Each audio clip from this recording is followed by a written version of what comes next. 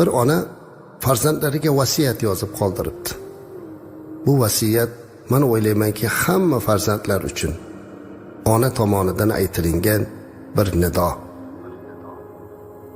Aziz o'g'illarim, go'zal qizlarim, jon farzandlarim, sizlarni dunyoga keltirishlikda bir o'limni bo'ynimga olganman. Zero ona bo'lish baxtiga musharraf bo'lishlik uchun to'lg'oq azobiga rozi bo'lganman.